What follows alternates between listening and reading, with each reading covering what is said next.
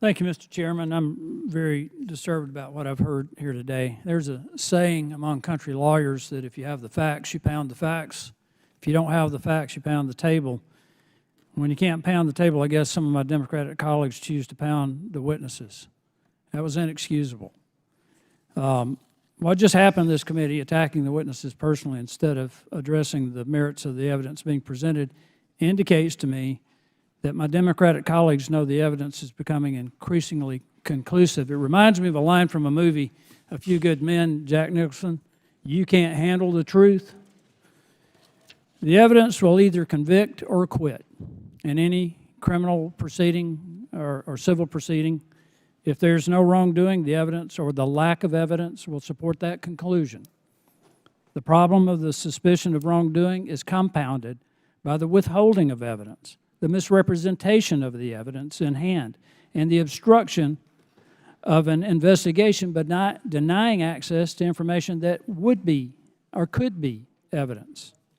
At this point, there's a growing public perception, and it's reflected in the polls, Mr. Chairman, that President Biden, his son Hunter, other family members, and business associates were engaged in some form of criminal activity.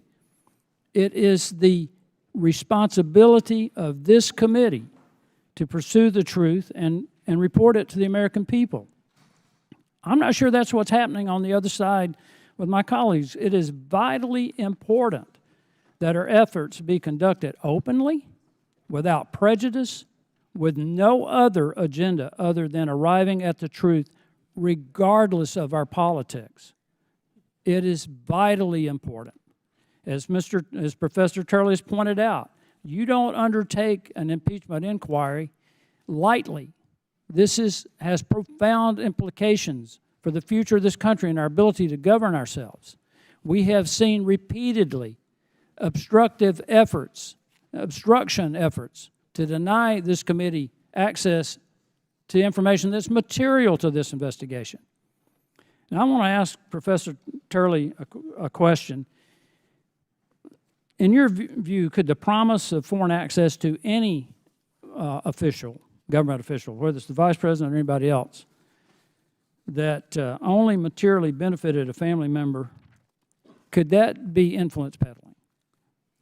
Yes, and as I point out in the testimony, courts have found that various benefits to family members can be attributed as a benefit to the principal. That has included everything from throwing a golf contest in the favor of a son of a politician to paying for gifts. In fact, I was lead counsel in the last Porteous trial, in the last impeachment trial for a judge, and that was the trial in the U.S. Senate. My client, Judge Porteous, was accused, among other things, of benefits going to his family. And so there's certainly precedent, not only in criminal cases, but in impeachment cases for making that next. Okay, I want to be more specific. If Vice President Biden used his office to influence domestic or foreign policy for the financial benefit of his son, even though Vice President Biden may never have received a dime, but it resulted in millions of dollars going to his son or his brother or other family members or business associates, and used his office to influence either domestic or foreign policy for their benefit, could that be a violation of the public trust? Absolutely. In fact, it's perhaps the most quintessential violation of the public trust, because you're not acting in the public's interest. It's a form of public corruption that this government, this country, has declared as corrupt in other countries around the world. Sir,